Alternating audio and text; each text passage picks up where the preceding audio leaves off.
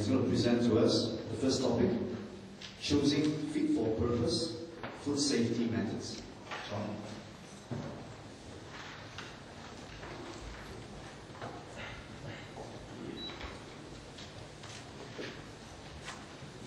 Good morning, ladies and gentlemen.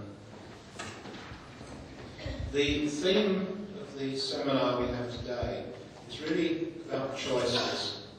We're trying to get across the message that in food safety we're presented with a lot of different choices. There's no one single method, one analyte or one food matrix.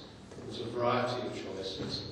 You'll hear over and over again us talking about the different factors that are involved in choices. So what I'd like to do is to provide an overview, and we'll build on this in the subsequent presentations.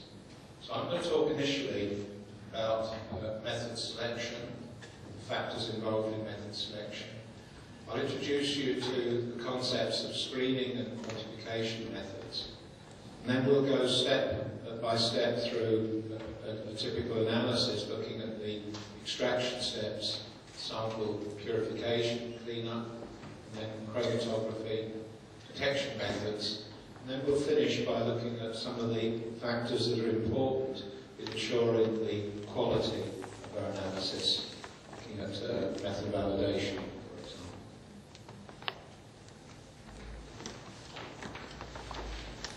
First of all, I want to introduce you to the concept that we speak of in English as fit for purpose. So what do we mean by fit for purpose? This is about understanding the requirements of our customer for every measurement that we're making in analytical chemistry or in food safety. There's usually a customer. You're doing the work for somebody else. It may be somebody in the same organisation. It may be somebody from outside the organisation. But there's usually a customer. And ensuring the method you choose is fit for purpose is about understanding the intended end use of the customer. How is the analytical measurement going to be used? And in trying to select a fit for purpose method, we have to look at a number of factors that are important. Probably the two most important factors are speed of analysis and cost. We need to understand how quickly our customer wants the result. The requirement is to have the result in a very short time, in 1 hour or in 24 hours. This will dictate the method that we select. And similarly, if our customer is only prepared to pay a maximum amount of money for the test to be able to take it, this is going to dictate our selection. And generally, and you'll hear this said many times, there's very few instances where you can have the cheapest method with the fastest result and produce the most accurate result. So there's generally some compromises to be had when you're selecting between these factors. We also need to know what accuracy, precision and sensitivity are required for our measurement. It's not always necessarily sensible to choose the most sensitive technique. Sometimes this causes more problems if we report results at very, very low sensitivity. We're having exquisitely sensitive instruments. We can measure at parts per billion, parts per trillion, but we need to interpret that data. So simply producing results at very, very low concentrations for contaminants in residues in food may not always be an appropriate strategy. We need to look at the customer's requirements in this area. How many samples are we going to be required to analyse? Again, if it's 1 sample or 2 samples, it may be worthwhile to spend a day preparing that sample and looking very carefully at it. If our customer is going to ask us to analyse several thousand samples, you need to adopt a different strategy. You can't spend a day with each sample. So numbers of samples are quite important, as is the size of the programme, which may dictate finding an automated method. You may want to automate the procedure. Where are we going to do our testing? Not all food safety testing is done in a laboratory these days. We'll mention instance, tests that can be done outside the laboratory, testing perhaps in an abattoir or slaughterhouse, or testing at the farm where we're producing agricultural products. We may want to test for pesticides. And finally, we need to decide, is this analysis being carried out for official purposes? Will somebody from the laboratory have to go to court to make a prosecution of a food company that's selling a product with contaminant above a regulatory limit? In which case, if I'm going to court, I want to feel 100% certain of the quality of my analytical measurement. So I may take extra precautions in terms of confirmation. So there's a number of factors that really need to think about when you go about choosing an analytical method. Usually the starting point is to do a literature search. We usually look at one of the databases. We search for our target compound and the food stuff. We see what results you get.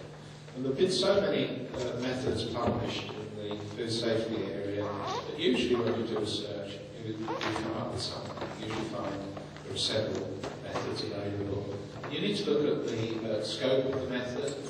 You need to look and see what matrix this method has been applied to. You need to look at limits of detection and so forth.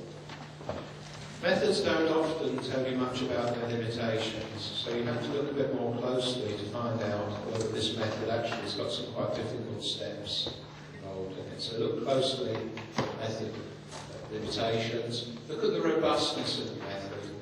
Is this a method that you have to control all the parameters at each stage very carefully to get good recovery?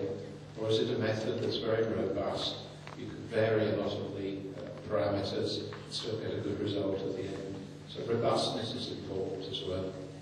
Usually we find that there's a method that is at least close enough to our target. We usually either follow it directly or probably will adapt the existing method. In the last 2 or 3 years there's been a lot of attention in the analysis of melamine. It started with looking at melamine in pet food, and then it moved to analysis of melamine in milk and milk products. So you can find a lot of published methods in the literature. This 2010 paper is a review of melamine methodology, and it lists 23 different methods. So there's quite a few methods been published. There's probably a lot more than this now. And typically we'll look at these methods. If we want to look for melamine in meat tissue, because there may be contamination of animal feed, and our lab has HPLC with diode array detection, we'll try and search to find a method that can be applied here. In reality, we'll find that the closest we can get is fish. There's 3 methods available for fish. The limits of detection are very low. 2 of these methods have been validated by LCMS. So this is the closest we can find. So in this circumstance, we'll take one of these methods, we'll modify the method, and we'll validate it for our matrix. Okay. So this is typically the way in which we select the method. You'll hear during the course of the talks today mention of target analysis and untargeted analysis. I just want to explain exactly what we mean here. In targeted analysis, we're looking for things that we anticipate as being present. So in targeted analysis, we're looking for things that are known to occur in food. So we're looking for mycotoxins that we expect to find. We're looking for pesticides. We're looking for veterinary drug residues.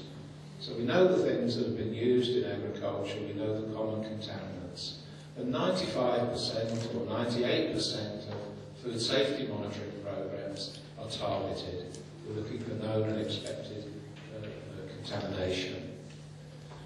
The area that's been fairly new and recent is untargeted analysis. And here, we're not sure what we're looking for. We think there's a problem, but we don't know what to look for. And in untargeted analysis, the approach usually adopted is to look for differences between a normal sample and a suspect sample.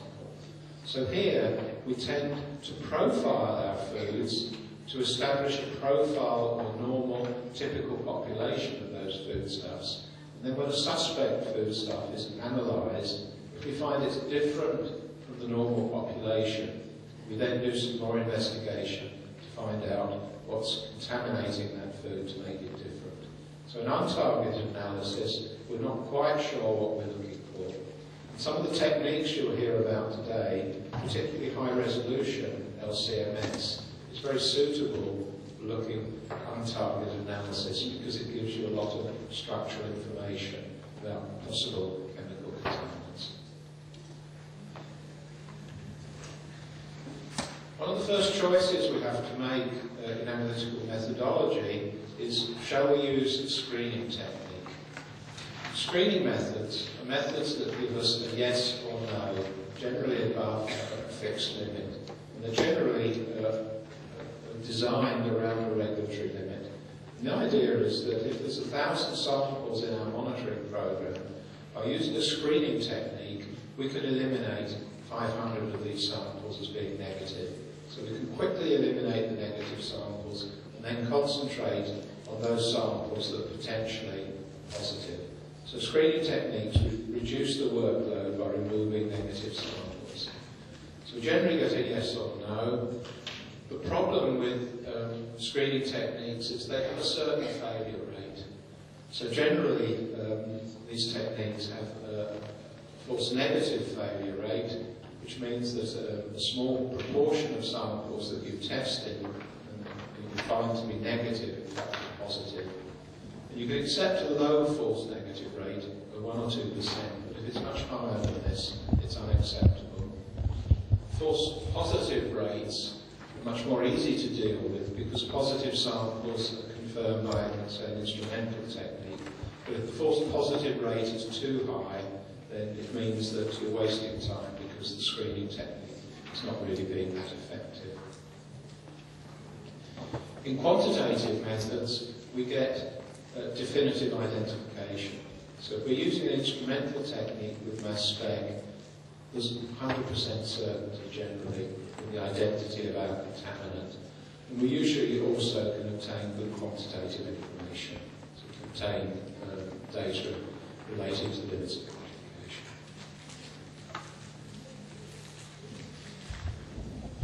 Most screening methods, screening methods by definition are targeted, so they're looking for target compounds. Typically, devices that you'll hear about are LFD, which is a lateral flow device, which is similar to a pregnancy testing kit, dipstick technology, or ELISA, which is enzyme-linked immunosorbent assay. And these are mostly suitable for single targets, so they're looking at something like aflatoxin B1 or veterinary drug chloramphenicol. So you're screening for single targets. There are some screening techniques that are much broader.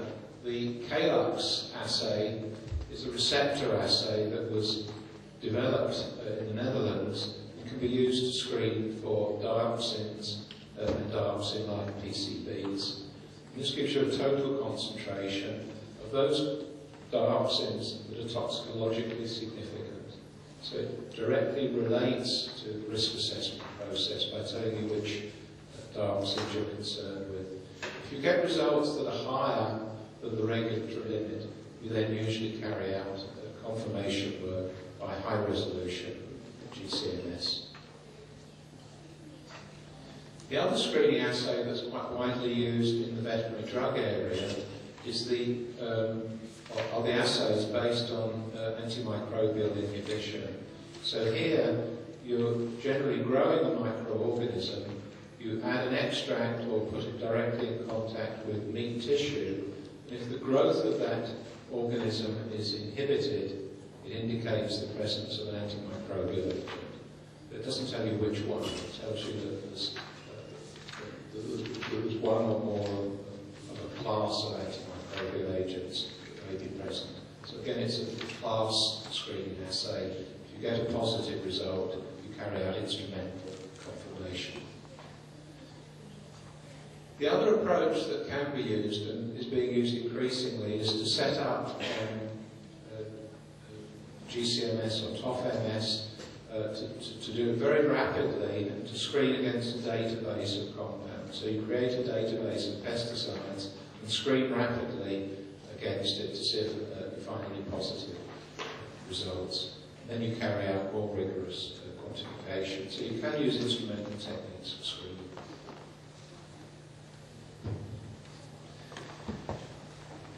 The first stage in any food analysis, generally, is extraction. We need to get the compounds we're going to measure out of that foodstuff into an organic solvent so that we can do some instrumental analysis.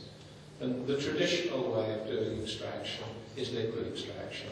It's blending the food sample with an organic solvent to make an extract, filtering or centrifuging, and then doing further purification. And this probably hasn't changed since the first days in which we did organic analysis of foods. So liquid extraction. There have been some innovations in this area.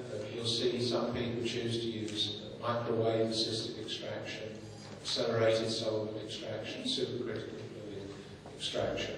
So you see these mentioned, but generally they haven't become very popular. Most people tend still to use liquid extraction. If when you look at the target compound or compounds you have to analyse, you realise that they're quite volatile, then always choose headspace technique for analysis. The volatile compounds, the headspace technique is really good because you only need to seal the sample in a vial, you heat the sample the headspace gas. So there's no extraction or clean-up step involved that can be completely automated. Most people now will choose, rather than using conventional headspace, to use solid phase micro extraction, SPME. So this is the way to go if you're dealing with volatiles. One of the most recent developments, and again you'll hear a lot about this today because it's potentially changed the way in which we do food analysis, is the use of turbo flow technology. And for liquid samples, this combines both extraction and cleanup. And in one of the later presentations, the principles of turbo flow will be explained in more detail. In any method of development and validation, we must demonstrate the efficiency of our extraction step. So we must measure the recovery. We do this by taking blank samples, we spike blank matrix, and then we measure how much we've recovered from the spiking experiment. In a number of circumstances, you can simply spike the standards directly into the food and get a good measure of recovery. There are some examples where you can't do this. Some of the mycotoxins tend to be bound to the matrix, so there's a bond between the mycotoxin and matrix that needs to be released and broken. But particularly in the veterinary drug area, a number of these compounds are metabolized, bound to animal tissue, so you have to release them from the matrix, and you measure a metabolite, not the parent compound. So in these circumstances, you really need to obtain naturally contaminated materials. We call them incurred samples. And these materials need to be used for the method of development and validation. We have quite a range of clean-up techniques available to use in the food safety area. The one I like most is the immunoaffinity columns here, which are antibody-based columns. Here your target compound is passed through a column, it binds to the antibody, you can wash the column so you can remove interfering compounds, and then you can break the bond between the antibody and the target and elute the target compound in a very pure form to carry out subsequent analysis. So this is a very efficient and effective clean-up technique. Unfortunately, it's not available for that many target compounds. The columns are available for 5 or 6 different mycotoxins and for a small number of veterinary drugs, but not for many more compounds that are interested in food safety. Most analytical procedures will use solid phase extraction, SPE, and there's variations on this. There's anion exchange very polar compounds. So most methods will use a solid phase extraction. The technique you'll hear a lot about in the pesticide field is the one that's called CAPTCHAs, which is this acronym: quick, easy, cheap, effective, robust, something else. Simple, that's right, yeah, which is CAPTCHAs. Size exclusion chromatography, SEC or GPC as it's sometimes called, is an effective clean-up technique for using, for analysing lipid samples. So if you're analysing an oil sample, it's a good clean-up method. Again, I've put on here the turbo flow, which is combining some of the principles of size exclusion with solid phase extraction. During the course of the talks today, you'll hear on a number of occasions the fact that the balance between the extent of specificity of your detection method and the amount of time you need to invest in sample cleanup. So if you have a very, very specific detection method, you have LC-MSMS, or you have high resolution LC-MS, you can analyse sample extracts that have received less preparation and cleanup. If you have a non-specific detection method, you have to invest more time in preparing the samples. So there's a trade-off. If you want to spend a lot of money on a very sophisticated detection method, you can probably spend less time on sample cleanup. If you want to use a relatively cheap, less specific detection method, you need to spend more time on cleanup. Another factor you probably need to take into account here is how many samples you have to analyse.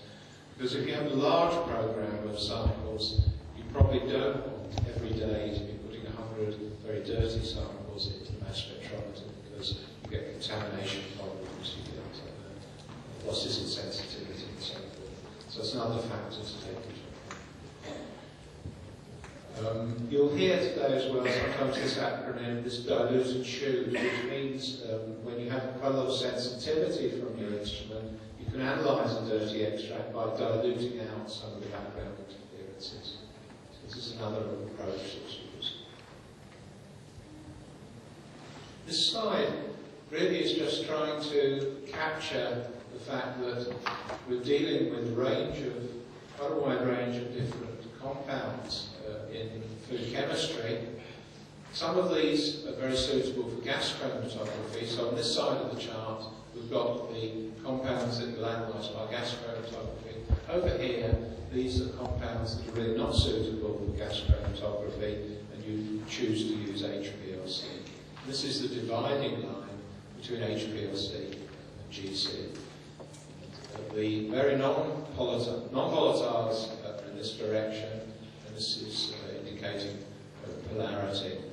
And at some points here, where classes of compound are close to the line, you often have a choice between doing GC or HPLC. You can sometimes decide to use your knowledge of chemistry to analyse by gas chromatography compounds that really are more suitable for HPLC. So this is a mycotoxin. This is deoxynivalenol, which is a trichothecene mycotoxin. It's got a molecular weight of 296, so it's got a fairly intermediate molecular weight, so it ought to be suitable for gas chromatography. But it's quite polar. These hydroxyl groups make it quite a polar compound. So it's not easy to analyse underivatized by GC. If we use our knowledge of chemistry, we can carry out some reactions on the hydroxyl groups.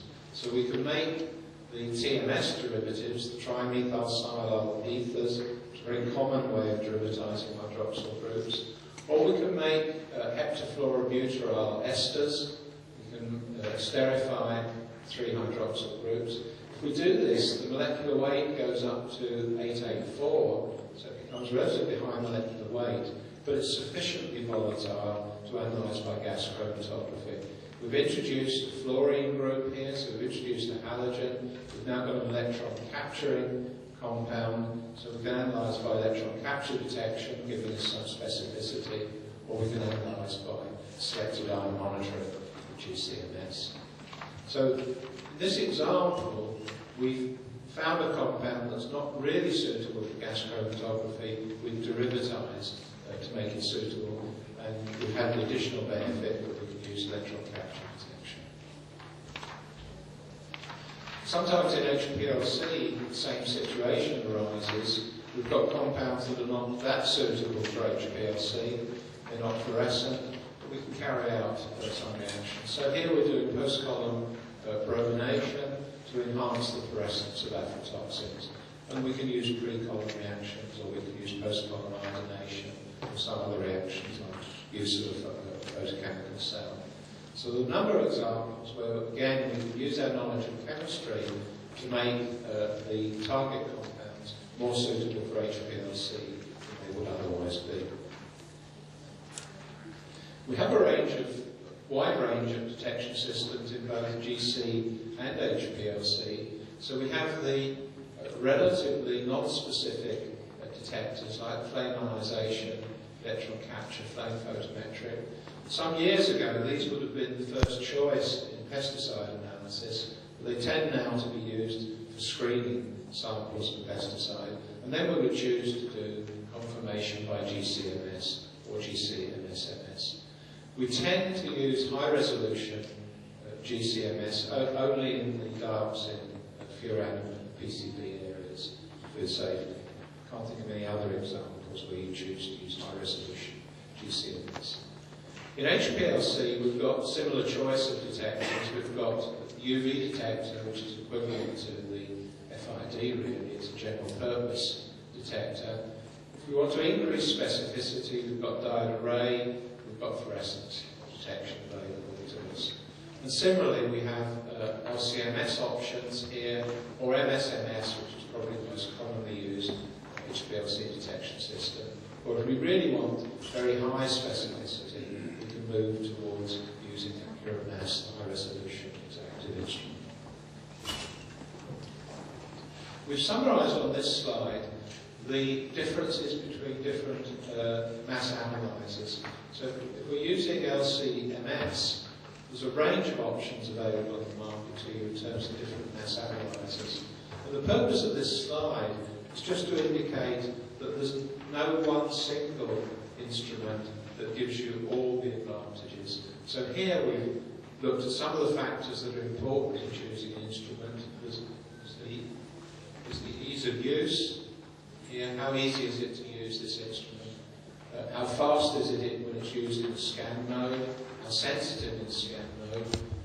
How much structural information do you get from this technique? Because sometimes, particularly for untargeted analysis, we want structural information. What's the sensitivity when we're using it in a specific detection mode? And how good is it for quantification? What you can see here is that there isn't a single instrument that's the best with respect to all these parameters. So when you're making choices, you need to think carefully about how closely the instrument you choose matches your requirements. And generally, you find that mass spectrometry labs in the food safety area will have a number of instruments available which are complementary to one another. We generally find that people purchase 2 or 3 different instruments that they use in different modes to solve different problems. Coming back to the literature search, when I look at the methods that are available to me, I always look closely to see if somebody's used an internal standard. The best methods are those that use stable isotope internal standards. So this is a published method for acrylamide. It's very common to use the C13 internal standard here. The advantage is that you can add that internal standard to the food matrix right at the beginning of the extraction step. The internal standard goes right through the analytical procedure, and you're making a measurement at the end. It co-elutes with the peak of interest here, so you're effectively carrying out a stable isotope dilution measurement. So the best internal standards are deuterated or C13 analogues for compounds of interest. In this example here, we're dealing with polycyclic aromatic hydrocarbons. And again, there's a number of the C13 analogues available that can be included in the assay. In some situations, like the pesticides, it's really just too many pesticides. We're dealing with 700-800 pesticides. It's not possible to synthesize the stabilized analogues of all those pesticides. So here, we generally use matrix-matched external calibration, or we use structural analogues, not pesticides, that are similar to pesticides of interest. When you choose to use the specificity of your detection system and very little sample cleanup, so you're running dirty extracts, you occasionally experience a phenomenon called ion suppression. What this means is that you're not getting direct interference with the compound you're measuring, but instead of seeing a signal of 100 units, that signal is being suppressed, you're only seeing 50 units. It's being suppressed by background compounds that are not interfering, you're simply suppressing the signal.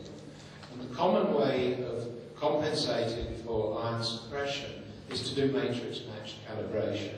So in a lot of pesticide methods, you'll see the external calibration is carried out by taking a blank matrix and spiking the blank matrix, constructing the calibration graph using the blank matrix. But again, you have to be wary of source contamination problems when you're running these dirty extracts. So you can get some reduced sensitivity from background interferences. So coming towards the end of my talk now, we've chosen a method, we've looked at all these various factors, we've decided on a method that is fit for purpose, it meets our customer requirements. We need to demonstrate to our customers and to ourselves that we're getting a quality measurement at the end so that our method's accurate. And a number of things are quite important here. Firstly, method validation. We must validate the methods to demonstrate that it's working well. We need to demonstrate traceability of analytical standards, because if there's any problem with your analytical standards, then there'll be a problem with your own measurement. And we need to do a number of things. Usually we run batches of samples, we include a recovery check in every batch. We need to include blanks to make sure there's no cross-contamination or interference. And generally we need to include test materials and or certified reference materials in each analytical batch.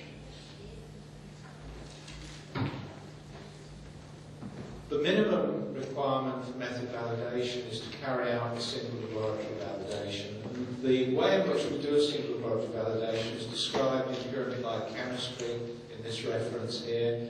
It tells you exactly what you need to do to validate your method, to establish method linearity, to establish repeatability, which is the precision in your own laboratory, recovery, limits of detection, limit of quantification, and robustness of the method. This is a routine procedure once you've chosen the method you're going to use. You may feel very excited with the method that you've developed yourself, and you may want to share this with other laboratories. We do this through an inter-laboratory collaborative study. And in an inter-laboratory study, we need to involve around 12 laboratories because we need to get good data from a minimum of 8 laboratories. So the study usually involves 12 laboratories. All the laboratories involved in the study receive blind duplicate samples. So they receive pairs of samples, but they don't know that they're a matched pair. They don't know anything about the sample. They're all coded. The samples they receive are blank samples, spike samples, and naturally contaminated samples, at a minimum of 3 different levels of contamination. From the results from the collaborative study, the study director can calculate the method performance, the repeatability, recovery, limit of detection, limit of quantification. But the important parameter that you can only establish from an interlab study is the reproducibility. So this is the precision between laboratories. Many countries have official methods. So in Korea, you probably have a book of official methods where there's a prescribed method that You have to use particular regulatory analyses. Now, in Europe, we found that this prescriptive approach meant that it was very difficult to get modern and up-to-date methods of analysis used for official purposes. And we've moved to what we call a criteria-based approach. In a criteria-based approach, you don't have to choose just one method. You have a free choice of methods, provided your method has been validated and it meets certain performance criteria. I can illustrate this from this European directive, which relates to ochratoxin A. So it relates to this mycotoxin that can occur in a number of products, but here we're interested in ochratoxin A in coffee. And what the directive says is that when the regulatory limit is between 1 and 10 ppb, you can choose any method, provided the repeatability is better than 20%, reproducibility is better than 30%, and recovery is between 70 and 110%. So you don't have a single prescribed method. Any validated method can be used, which means that very recent and up-to-date methods can quickly be accepted for official purposes. You often find where there's prescribed methods, they're 20 years out of date. They're very dated, but they still have to be used because it takes a long process to change regulations generally. One of the things that's often neglected is the step of identification in contaminant analysis. And we'll talk a lot today about mass spectrometry. And often when you ask somebody, how did you identify this contaminant in this food sample, they'll say, well, I scanned, got a scan spectrum, I compared it with the standard. And what they mean is they made a visual comparison. They looked at the scan spectrum, looked at the unknown, and said, oh, these look quite similar to me, it must be right. Now what this directive here does is it established a much more rigorous basis for confirmation. So it tells you, depending on the intensity of the ions in your spectra, how close the match must be between the unknown and the standard. So if the ion is more than 50% of the base peak, it means it must match within a 10% agreement between standard and unknown. It gives you here the different ion intensities. This directive, in fact, has been extended even further. It covers a range of different technologies in mass spectrometry. So it talks about low resolution, LCMS, it goes right through to MSMS and high resolution. The main point here is that in low resolution, you only get 1 point per ion, whereas you get 2.5 points per ion if you move to high resolution. So it illustrates very well differences in degrees of specificity. And if you want to claim unequivocal identification, this directive says you need a minimum of 4 points here. So you have to collect points by doing different things. But if you go immediately to high resolution, this gives you 2.5 points, so you get more than half the number of points identification very quickly. I've talked mostly about single target analysis today. A lot of the areas of food safety, acrylamide, monochloropropanediol, we're dealing with a single target and we have a method that focuses on that. Some areas fall in between. The food dyes started with one colour and then we expanded it to a number of different dyes. Some areas fall in between. Mycotoxins, fusarium toxins you'll hear about, we're interested in 7 or 8 different toxins. Some areas have always been multi-analyte. There's no point at all in looking for one pesticide in a food sample, or 10 pesticides, or 20. Most methods now look for 200 pesticides, 300 pesticides. So the possibilities of so many residues being present means you must have methods with multi-analyte capability.